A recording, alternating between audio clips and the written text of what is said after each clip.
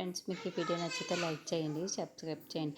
Ramalakshmi plan ప్రకారం ప్రశాంత్ బాగా తాకేసి అంటే నేను మగాడిని కాదా, ఇప్పుడు నా మగతనం ఏంటో చూపిస్తాను అని అస్మిత పైన బలాత్కారం చేశాడు. అస్మిత ప్రశాంత్ని పక్కకు తోసేసి నేను చంపేస్తాను అంటూ కత్తి కూడా చూపిస్తూ ఉంటుంది. ఈరోజు నేను తగ్గేదే లేదు అంటూ అస్మిత చేతిలో ఉన్న కత్తిని లాక్కొని తీసి విసిరి పడేసి అస్మిత పైన పడిపోతూ ఉంటాడు. అయితే ఈ లోపల అస్మితకి రామలక్ష్మి కలిపిన మత్తు పౌడర్ వల్ల మత్తు వచ్చేస్తూ ఉంటుంది. ఇక ప్రశాంతిని తోసేయలేక అలా మత్తులోకి జారిపోతూ ఉంటే ప్రశాంత్ పని తాను చేసుకుంటున్నట్లుగా మనకి చూపిస్తూ ఉంటారు.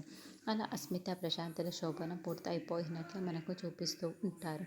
తర్వాత కిషోర్ని నేను తీసుకువస్తాను అని వెంకట్రావు అయ్యయ్యో ఈ ఫారెన్ వాళ్ళకి వీడియో కాల్ మీటింగ్ అంట, కాబట్టి రావటం లేట్ అయిపోతుందని చెప్పాడు. కాబట్టి ఈ లోపల ఆద్య శ్రీనుల పెళ్లి జరిగిపోయినా ఏం పర్వాలేదు, శ్రీను ఇక తాళి కట్టేసి అని వెంకట్రావు అంటాడు.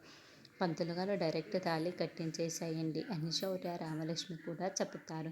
ఇదిగో నాయన తాళి కట్టు అని పంతులు గారు చెప్పడంతో శ్రీను చాలా చాలా సంతోషంగా ఆద్య మెడలో తాళి కట్టేయడంతో ఆద్య ఆ తాళిని చూసుకొని చాలా చాలా సంతోషపడుతూ ఉంటుంది. అలా శ్రీను ఆద్య మెడలో తాళి కట్ట కిషోర్ పరిగెత్తుకుంటూ అక్కడికి వచ్చి కోపంతో రగిలిపోతూ చూస్తూ ఉంటాడు.